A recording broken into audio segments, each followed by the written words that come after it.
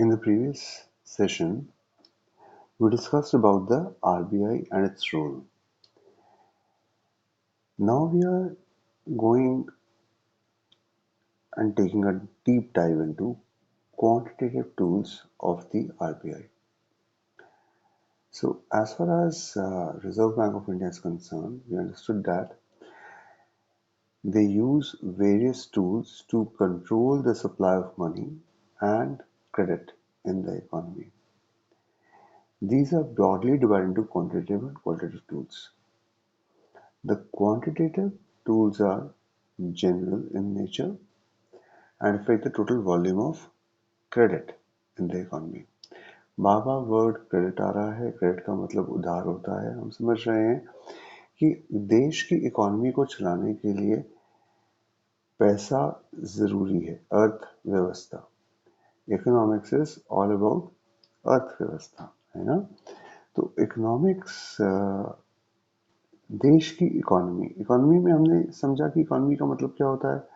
Resources जो कि हमेशा हमारे पास लिमिटेड होते हैं, इसलिए हमें डिसीजंस लेने होते हैं. हमारे डिसीजंस बिल्कुल सधे हुए सॉर्टेड होने चाहिए, बेस्ड होने चाहिए on the facts and figures, और बड़े रूटेड होने चाहिए, बड़े ग्राउंडेड होने चाहिए, क्योंकि उनके इफेक्ट्स आने वाले टाइम में हमें झेलने पड़ते हैं. ठीक है. तो अब थोड़ा सा टर्म्स को देखते हैं, मगर इन टर्म्स के ऊपर जाने से पहले, क्योंकि इनमें से सब टर्म्स के ऊपर बहुत क्वेश्चंस बनते हैं, मैं आपको साथ में आपको ना पेन और पेपर के साथ नोट्स बनाने हैं.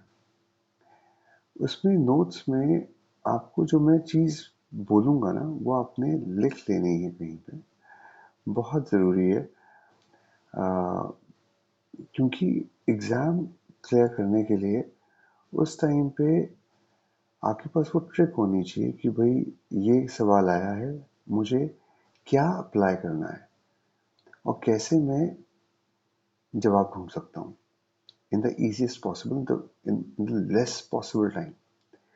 क्योंकि इकोनॉमिक्स बहुत टाइम खा जाएगा आपका अगर आपने ट्रिक्स का इस्तेमाल नहीं किया. तो प्लीज़ पेन और पेपर उठा लो. जैसे ही मैं आपको बताऊंगा कि रेपो रेट में आपने क्या देखना है, एग्जैक्टली क्या देखना है क्वेश्चन के अंदर, किस तरह के क्वेश्चंस आपसे पूछे जाएंगे. हम 7 क्वेश्चंस करेंगे, उसमें हमें ऑलमोस्ट सबको समझ में आ जाएगा, और वो प्रीवियस ईयर क्वेश्चंस हैं जैसे हम हर बार करते हैं. तो प्लीज़ पेन और पेपर ले आइए, वीडियो पॉज करके पेन और पेपर ले आइए. Okay, let's start. सो की क्वांटिटेटिव टूल्स. पहला है repo rate and reverse repo rate. Repo rate का मतलब क्या है? Repurchase rate. ठीक है. So repurchase rate, interest rate at which commercial banks, हम पहले भी कर चुके हैं बट हम आराम से एक एक वर्ड को समझते चलेंगे. Borrow money from the RBI for their short term needs. RBI जिस रेट पे मनी लेंड करता है उसको बोलते हैं रेपो रेट. आरबीआई जिस रेट पे पैसा देता है कॉमर्शियल बैंक्स को, उसको बोलते हैं repo rate. When the RBI wants to increase the money supply, decreases the repo rate. This makes borrowing cheaper for banks, encouraging them to lend more to the public. Opposite, to decrease the money supply, it increases the repo rate. आपको क्या लिखना है? Repo rate reverse relationship. क्या लिखना है? Reverse relationship. मतलब कि एक ऊपर जाएगा तो दूसरा नीचे जाएगा. ठीक है. अगर रेपो रेट को ऊपर करोगे तो मनी सप्लाई डिक्रीज होगी. आपको सिर्फ 2 ही वर्ड्स याद रखने हैं. एक जो हम डिस्कस कर रहे हैं, जो क्वेश्चन में पूछेगा, फॉर एग्जांपल रेपो रेट. दूसरा वर्ड क्या रखना है याद? Money supply. मनी सप्लाई ऊपर जाएगी या मनी सप्लाई नीचे जाएगी. अब मनी सप्लाई का रेपो रेट के साथ इनवर्स रिलेशनशिप है. मतलब कि अगर एक ऊपर जाएगा तो दूसरा नीचे आएगा. तो आपको क्वेश्चन जिस तरह से पूछे उस तरह से आपको समझ में आ जाएगा कि हाँ, अगर रेपो रेट को बढ़ा रहा है क्वेश्चन में तो मनी सप्लाई डिक्रीज होनी चाहिए। बस इतना ही याद रखना है। रिवर्स रेपो रेट में भी, अब रिवर्स रेपो रेट पहले समझते हैं कि रिवर्स रेपो रेट होता क्या है। रेपो रेट क्या था? रेपो रेट का मतलब है बैंक्स, कमर्शियल बैंक्स किस रेट पे आरबीआई से लोन लेते हैं या आरबीआई किस रेट पे बैंक को लोन देता है। आरबीआई किस रेट पे बैंक को लोन देता है लोन देता है बैंक को। आरबीआई किस रेट पे देता है? रेपो रेट पे देता है। रिवर्स रेपो रेट का मतलब क्या होता है? आरबीआई कमर्शियल बैंक से लोन लेता है, उसको क्या बोलते हैं? Reverse repo rate. मगर यहाँ पे भी आपका जो रिलेशन है मनी सप्लाई का और रिवर्स रेपो रेट का, वो इनवर्स है। मतलब कि अगर रिवर्स रेपो रेट इंक्रीज होगा तो मनी सप्लाई डिक्रीज होगी, रिवर्स रेपो रेट डिक्रीज होगा तो मनी सप्लाई इंक्रीज होगी। रिवर्स है, ठीक है, मतलब इनवर्स है, ऑपोजिट चलेगा दोनों चीजें। सेम हो गया, वही आपको बता रखा है। when the RBI wants to decrease the money supply, decrease the reverse repo rate, it encourages banks to deposit the surplus funds of the RBI to earn a higher return, reduce their lending. Opposite increase the money supply, that increases the reverse repo rate. तो वो same चीज है, ठीक है। आपको सिर्फ relation याद रखना है, बाकी आप मस्त हो जाओ, आपके सारे क्वेश्चंस निकलने शुरू हो जाएंगे। बहुत सिंपल। रेपो रेट में, रेपो रेट है क्या, हमें समझ में आ गया कि जिस रेट पे आरबीआई बैंक्स को पैसा देता है। रिवर्स रेपो रेट, रिवर्स हो गया, उल्टी गंगा बह गई। क्या हो गया भाई? अब आरबीआई पैसा बोरो कर रहा है, पैसा ले रहा है, तो वो किस रेट पे लेगा? कमर्शियल बैंक से। वो हो गया रिवर्स रेपो रेट। मगर दोनों में ही आपका जो रिलेशन है वो इनवर्स है, मतलब कि एक बढ़ेगा दूसरा घटेगा, दूसरा बढ़ेगा तो एक घटेगा। डन हो गया। कैश रिजर्व रेशियो होता क्या है पहले ये समझ लो। Minimum percentage of banks total deposits that is legally required to hold as a cash reserve with the RBI। Bank का जितना भी डिपॉजिट है कमर्शियल बैंक्स का, देश के जितने भी बैंक्स हैं, उनके पास लोग जो भी डिपॉजिट करते हैं पैसा, उस डिपॉजिट का एक मिनिमम परसेंटेज उनको आरबीआई में रखना होता है, ठीक है। That is the cash reserve which is called as cash reserve ratio. Action: increase in CRR reduces the amount of money available for banks to lend, thus decreasing the money supply. A decrease in CRR frees up more funds for banks to lend, thus increasing the money supply. फिर से inverse relationship हो गया, same बात हो गई, तो कुछ नया याद नहीं रखना। CRR क्या है समझ में आ गया कि जितना भी बैंक में डिपॉजिट आ रहा है उसका एक परसेंटेज आरबीआई में उनको डिपॉजिट रख के रखना पड़ेगा, उसको बोलते हैं कैश रिजर्व रेशियो। इतना कैश रिजर्व में रखा है। आरबीआई को गवर्नमेंट्स बैंक बोलते हैं, ठीक है ना, बैंकर्स बैंक बोलते हैं आरबीआई को। तो जिसको बैंकर्स बैंक बोलेंगे, जिसको गवर्नमेंट्स बैंक बोलेंगे, कॉमर्शियल बैंक के पास जितना डिपॉजिट आएगा उसका एक परसेंटेज आरबीआई के पास रहेगा, उसको बोलते हैं cash reserve ratio. Relationship reverse है, इनवर्स रिलेशनशिप है। एक इंक्रीज दूसरा डिक्रीज, एक डिक्रीज दूसरा इंक्रीज। तो देखना क्या है? मनी सप्लाई देखना है बस यहाँ पे, और सीआरआर देखना है। डन। अब आ जाओ एसएलआर पे, स्टैट्यूटरी लिक्विडिटी रेशियो। मतलब क्या है? यहाँ पे लिक्विड एसेट्स की बात कर रहे हैं। एसेट्स हमने पहले भी डिस्कस किया था, फिर से समझ लेते हैं। एसेट्स का मतलब होता है समथिंग ऑफ वैल्यू। क्या क्या चीजें वैल्यू की होती है? लिक्विड एसेट्स का मतलब होता है जो कि जल्दी ही कैश में कन्वर्ट हो सकती हैं, लिक्विड है वो। इसमें कैश भी इंक्लूडेड होता है। कैश भी एसेट होता है, क्योंकि कैश का क्या मतलब है? कैश का मतलब है वैल्यू है ना, कैश की वैल्यू है, तो इसलिए कैश भी लिक्विड एसेट्स में आता है। गोल्ड, जल्दी आप उसको मनी टर्म्स में कन्वर्ट कर सकते हो। मार्केट में जाओगे गोल्ड लेके, फट खरीदार बैठे हुए हैं मार्केट में, गवर्नमेंट सिक्योरिटीज खरीदार बैठे हुए हैं मार्केट में, तो ये लिक्विड एसेट्स माने जाते हैं।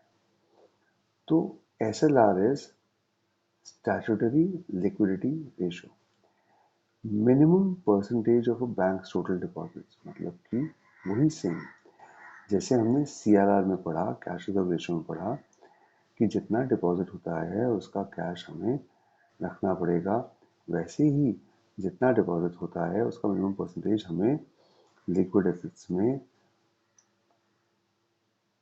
कहाँ रखना होगा? RBI के पास।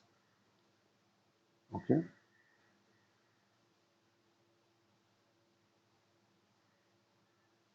नहीं, बैंक को अपने, RBI की बात नहीं हो रही है यहाँ पे, RBI की बात नहीं हो रही है यहाँ पे, बात हो रही है बैंक को अपने डिपॉजिट्स में से इतना पार्ट लिक्विड एसेट्स में रखना होगा।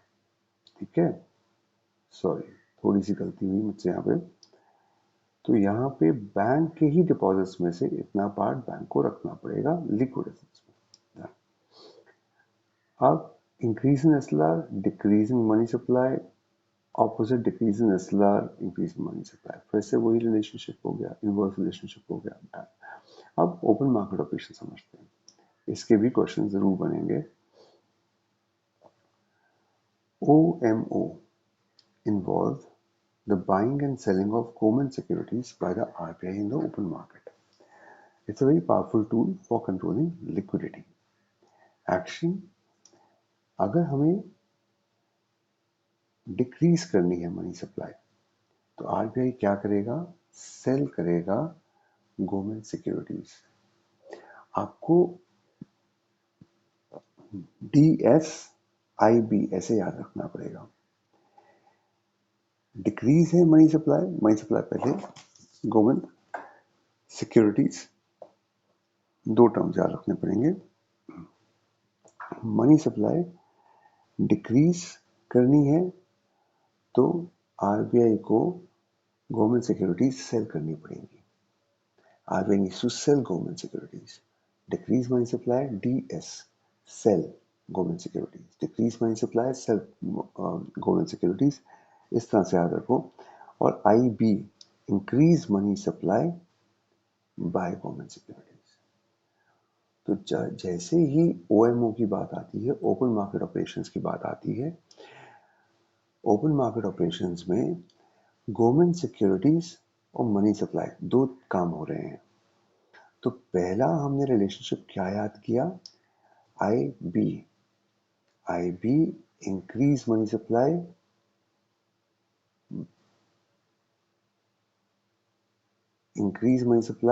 By government securities, IB। पहला या दूसरा उससे फर्क नहीं पड़ता, ठीक है ना, सॉरी नहीं, हमने दूसरा याद किया था। और उसके बाद क्या है? IB हो गया, increase money supply by government securities. DS क्या है? डिक्रीज मनी सप्लाई, ये बात समझ में आई? So decrease money supply, sell government securities, increase money supply, buy government securities. बस आपको इतना ही याद रखना है और कुछ याद नहीं रखना, अदरवाइज आप क्वेश्चंस पे बहुत ज़्यादा टाइम वेस्ट कर दोगे, गेम हाथ से निकल जाएगी। देखो, हमें क्वेश्चन सॉल्व भी करने हैं, मार्क्स लेने हैं वहाँ पे। हम प्रीलिम्स की तैयारी कर रहे हैं ना, तो प्रीलिम्स में हमारे पास टाइम कम है और हमें क्वेश्चंस बिल्कुल ऐसे रेडी रखने हैं जैसे कि आपका क्वेश्चन का आंसर बिल्कुल ठीक निकले, 100% ठीक निकलना चाहिए।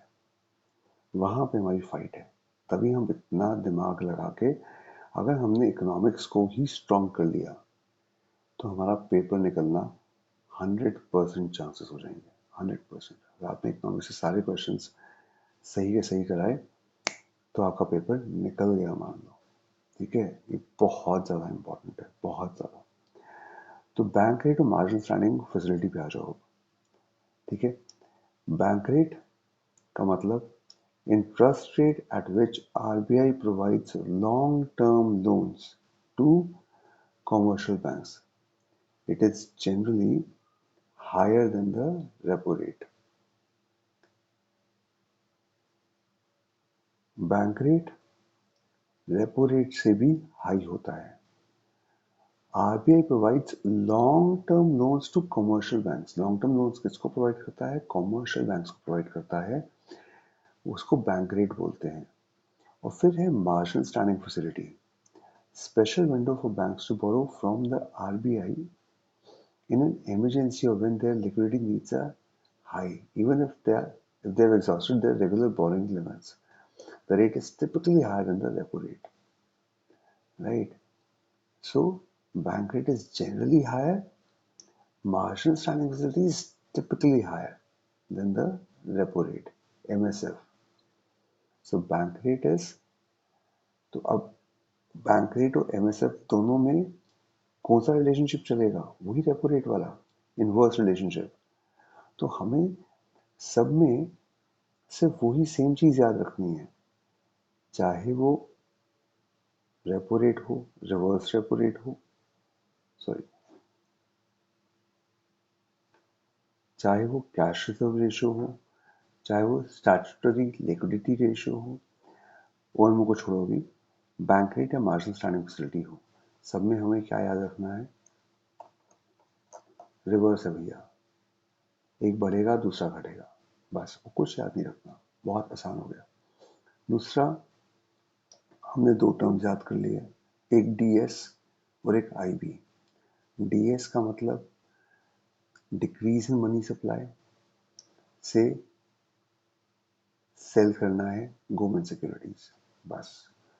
आईबी का मतलब इंक्रीज मनी सप्लाई करना है, तो आपको क्या करना पड़ेगा? बाय करना पड़ेगा गवर्नमेंट सिक्योरिटी, बस ये याद रखना है ओएमओ के अंदर, और कुछ नहीं करना। अब हम क्वेश्चंस देखते हैं। Let's start with the first one. If the RBI decides to adopt an expansionist monetary policy, which of the following would it not do? Expansionist monetary policy का मतलब क्या है? मनी सप्लाई हमें इंक्रीज करनी है, तो क्या क्या नहीं करना चाहिए? व्हाट और which of the following would it not do? नहीं करेगा, नहीं करेगा। तो कौन से काम नहीं करेगा? मनी सप्लाई इंक्रीज करनी है। Cut and optimize the statutory liquidity ratio. Cut कर रहा है, इंक्रीज करना है सप्लाई, तो वन तो करेगा ही करेगा। क्या नहीं करेगा वो पूछा है, आंसर देखते हैं। तो ये आंसर नहीं है, क्योंकि ये करेगा। Increase marginal standing facility rate,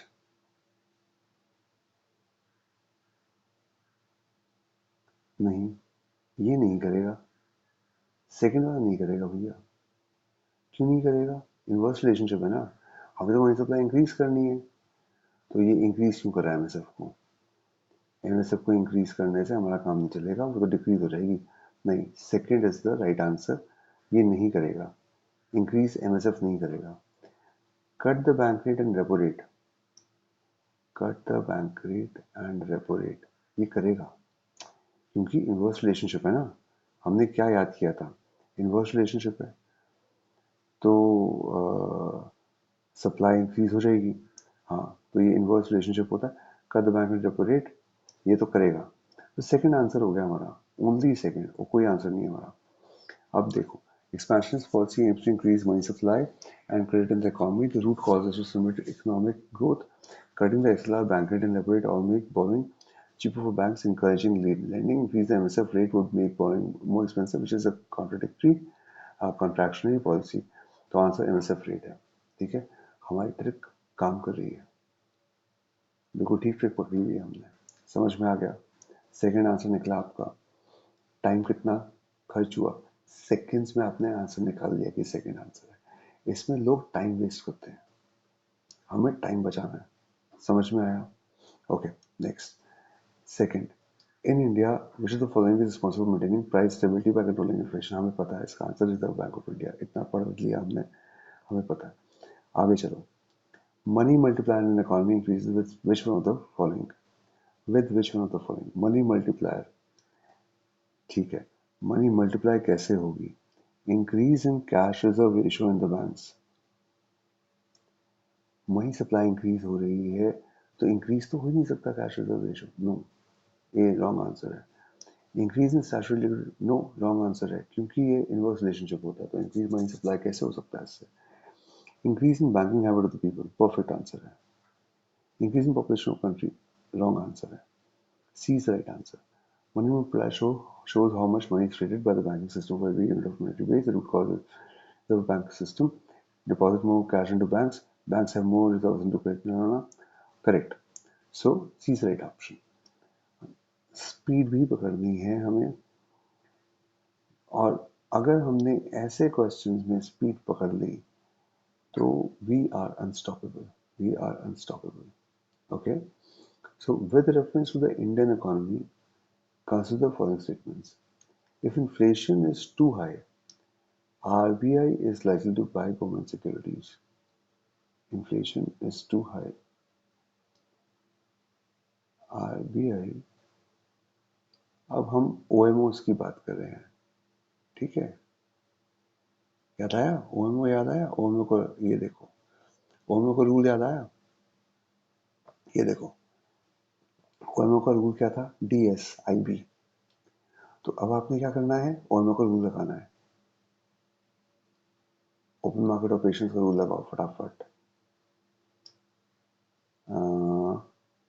if inflation is too high, inflation बहुत बढ़ा हुआ है, आरबीआई बाय करेगा गवर्नमेंट सिक्योरिटीज। रूल क्या था? DS IB। आई क्या था यहाँ पे? Increase in money supply. Inflation already बढ़ा हुआ है भाई साहब, इन्फ्लेशन ऑलरेडी बढ़ा हुआ है, तो मनी सप्लाई और क्यों इंक्रीज करोगे आप? मनी सप्लाई और क्यों इंक्रीज करोगे? ठीक है, तो मनी सप्लाई इंक्रीज करने पे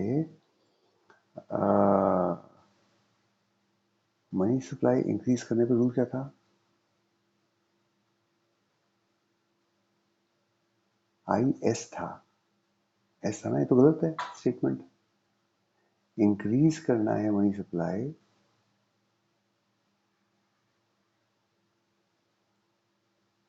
तो वैसे भी इन्फ्लेशन जो है तो इंक्रीज क्यों करना है मनी सप्लाई? ये तो स्टेटमेंट बिल्कुल ही गलत है। If the rupee is rapidly depreciating, RBI is likely to sell dollars in the market. Correct statement है। Second statement correct है बिल्कुल। Correct. Two only is correct. One is incorrect. हमने rule लगाया, हमें रूल याद था। To combat high inflation, the RBI would sell government securities. यही बात की हमने भी। To absorb money from the system. Statement two is correct. Selling dollars increases the supply and helps stabilize the rupee. अब आते हैं नेक्स्ट वन पे। With reference to Indian economy, consider the following statements. RBI has adopted the wholesale price index as a key measure for its inflation targeting policy. गलत। We know CP, consumer price index, CPI, वो apply हो चुका है, हमें पता है, हमने last chapter में पढ़ा।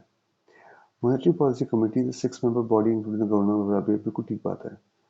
विच decides the RBI's benchmark interest rates, हमने ये भी पढ़ा है लास्ट क्वेश्चन में, एक पढ़ा है हमने, इफ यू रिमेंबर। हमने जो प्रीवियस ईयर क्वेश्चंस किए उसमें से एक क्वेश्चन में ही हमने पढ़ा था। ये 6-member की बॉडी होती है, गवर्नर ऑफ RBI उसको लीड करता है। 3 members ये लोग होते हैं, यहाँ RBI गवर्नर के चूज किए हुए होते हैं और 3 members गवर्नमेंट के होते हैं। ये सारी बातें हमने अभी प्रीवियस 16th वीडियो में देखी है हमने। डन, तो ये काम भी हो गया हमारा। सो पहला स्टेटमेंट गलत है, दूसरा स्टेटमेंट करेक्ट है। तो 2 only should be the answer. Statement 1 is incorrect, बिल्कुल ठीक बात है। Since 2014 the RBI has used the consumer price index, हमें पता है। और statement 2 is correct. MPC is a 6-member body headed by the RBI governor whose mandate is to decide the policy interest rates like the repo rate to achieve the inflation target. The root causes the legal framework established for inflation targeting in India. Which of the following is not a part of the functions of the RBI? इनमें से कौन सा RBI का function नहीं है? RBI banker to the government होता है, हाँ होता है। इशूअर ऑफ करेंसी होता है, बिल्कुल होता है। बैंकर टू द बैंक्स होता है, बिल्कुल होता है। एबीसी तो 100% है, ये तो हमने आरबीआई का पढ़ा है हमने। Lender to central government concessional rate for long term projects कभी भी नहीं। क्यों? क्योंकि फिर तो 5 साल की गवर्नमेंट में फायदा उठा देंगे ना, नहीं। Root causes that the RBI's role is to maintain monetary stability and not to directly fund long-term projects. It acts as a banker to the government but does not provide long-term project loans in the capacity. Perfect. Absolutely correct. Next question. In the context of the Indian economy, the term liquidity trap refers to. Liquidity trap क्या होता है? Liquidity समझ गए, liquid assets. क्या था liquid assets? Cash, gold, government securities. Trap कहाँ है? Refers to situation where commercial banks are unable to provide loans due to high CRR. नहीं, ये नहीं होता। Situation where the RBI's monetary policy becomes ineffective as interest rates are already very low. ये है, एक minute रुको। A situation where the RBI's monetary policy becomes ineffective, मतलब कि आप कुछ भी कर रहे हो, आप रेपो रेट हाई कर रहे हो, लो कर रहे हो, कुछ फर्क नहीं पड़ रहा। क्यों नहीं फर्क पड़ रहा? इंटरेस्ट रेट ऑलरेडी बहुत लो है, तो लिक्विडिटी आएगी कहाँ से? लोग ये सोच के बैठे हुए हैं कि बहुत तगड़ा ही कोई प्रॉब्लम होने वाली है। B is right answer. ये थोड़ा ट्रिकी है, मगर अगर मुझे कुछ लग रहा है, एक मिनट सीओडी देख लेते हैं, समझ में आ जाएगा। Situation where the government is unable to borrow from the market, unable to borrow from the market due to high interest rates. नहीं बोरो कर रहे मार्केट से, डॉलर्स अगर आप बेच दो, नहीं कोई दिक्कत वाली बात नहीं है इतनी बड़ी। A situation where foreign capital inflows are high, trapping the domestic currency. A situation where foreign capital inflows are high, foreign capital inflows are high है, तो काय का लिक्विडिटी ट्रैप है, ट्रैपिंग द डोमेस्टिक करेंसी, ऐसा कुछ नहीं होता। Inflows तो हाई आ रहे हैं ना, हाँ कोई ट्रैप थोड़ा ना है, ये तो ट्रैप है ही नहीं। कैश इतना आ जाएगा आपके पास, तो इसमें कौन सा ट्रैप हुआ ना? सी नहीं है आंसर, डी नहीं है आंसर, ए नहीं है आंसर, तो बी ही आंसर हुआ ना। अब देखते हैं, the root cause of a liquidity trap is extremely low interest rate environment. तो वहां पे लो इंटरेस्ट रेट एनवायरनमेंट की बात कर रहे हैं। It's a theoretical economic situation where the RBI's quantitative tools like cutting the repo rate becomes ineffective. Perfect. Becomes because commercial banks and public prefer to hold cash rather than invest or lend, as insists future economic uncertainty. देखा, इनको लग रहा है कि कोई बवाल होने वाला है, लड़ाई छिड़ने वाली है, कुछ होने वाला है, increase in interest rates. Correct. तो कोई इन्वेस्ट करके राजी ही नहीं। ये है liquidity trap. B is the right answer. That's it from today. आज की वीडियो बहुत लंबी हो गई, और वो इसलिए होनी थी क्योंकि this was a very very important topic. All the best. इस वीडियो को आप 3-4 बार देखो, आराम से देखो, बट नोट्स बना बना के क्वेश्चंस और भी कहीं से निकालो, क्वेश्चंस सॉल्व करना शुरू करो। बहुत मज़ा आएगा अब आपको, क्योंकि अब हम बहुत सारे टॉपिक्स अच्छे अच्छे कवर कर चुके हैं, जिससे आपके बहुत क्वेश्चंस निकलेंगे। All the best.